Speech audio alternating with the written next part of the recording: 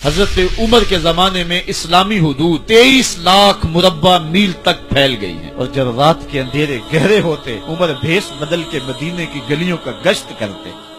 कहा तुम्हारे घर से धुआं निकल रहा है और बच्चे रो रहे हैं, उनको खाना क्यों नहीं देती? कहने लगी उमर की जान को रो रही। उमर के पांव तले से जमीन निकल गई। कहा क्या हुआ? कहा 3 दिन से हमारे यहाँ खाने के लिए कुछ नहीं है, रोजाना बच्चे रोते हैं और मैं हंडिया के अंदर पत्थर डाल करके नीचे से आग डालती रहती हूँ कि बच्चे इंतजार कर करके सो जाएंगे, कम वक्त सो भी नहीं रहे और वो पत्थर पकेंगे भी क्या, और मैं उमर की जान को रो रही हूँ। हजरत उमर का कलेजा दहलने लगा। फौरन पलटे वापस बैतुल माल में आए, घी का एक कनस्तर लिया, आटे की बोरी ली, मिर्च मसाला जात बहुत कुछ उठाया, अपने कंधे पे रखा, बोरी अपनी कमर पे ला दी।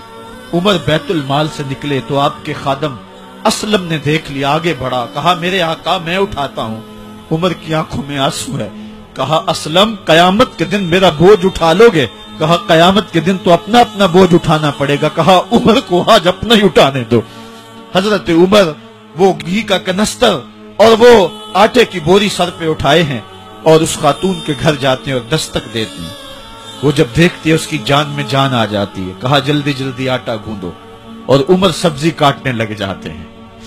हजरत उमर रदी अल्लाह ताला अन्हो सब्जी तैयार कर देते, उधर आटा गुंद जाता है और फिर ऊपर चूल्हा रखा जाता है, चूल्हे के अंदर आग रखी जाती है, वो खाना पकाने लगती है, आग बुझती है।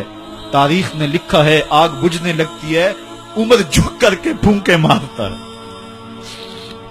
उमर झुक झुक के फूंके मारता है। खाना पक गया और बच्चों के सामने खाना रख दिया, बच्चे खा रहे हैं। अब बच्चे रो रो के निढाल हो चुके थे।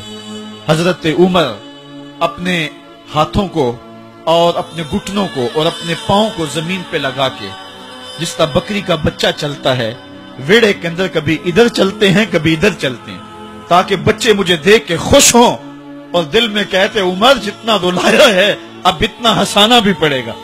तो कभी उमर अमीरुल मोमिनीन, ये मैं किसी आज के जो है वो लोगों के वोटों पे मुंतखब होने वाले हुक्मरान की कहानी नहीं सुना रहा, मैं उस उमर की कहानी सुना रहा हूं जो 23 लाख मुरब्बा मील का हुक्मरान है, आधी दुनिया का बादशाह है। हजरत उमर जो है जिस तरह बकरी का बच्चा चलता है, इस तरह अपने हाथ और अपने घुटने जमीन पे टेक करके जो है वो इस तरह चलते हैं। बच्चे उमर को देख के मुस्कुराते हैं। जब बच्चे मुस्कुराने लगे तो हजरत उमर ने उस खातून से कहा बुढ़िया उमर को माफ कर दे। उसने कहा तू इतनी हमदर्दी क्यों करता है?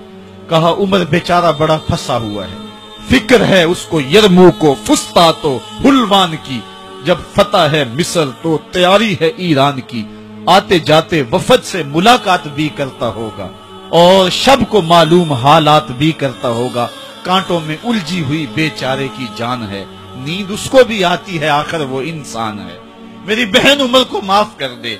उसने कहा नाना उमर की बात मेरे सामने न कर, कयामत का दिन होगा, उमर का गिरेबान होगा और मेरा हाथ होगा। जब उसने ये बात कही तो उमर बर्दाश्त न कर सके, बच्चों की तरह बिलक बिलक कर रोने लगे। कहा वो बदनसीब उमर तेरे सामने है, आज ही कहला जो कहना है, कयामत के दिन मुझे माफ रखना। उसने कहा तू उमर है? कहा बदनसीब उमर तेरे सामने खड़ा हूं। मेरे उमर कहते हैं अगर दजला के किनारे एक बकरी का बच्चा भी प्यासा मर गया उसका हिसाब भी उमर से लिया जाएगा।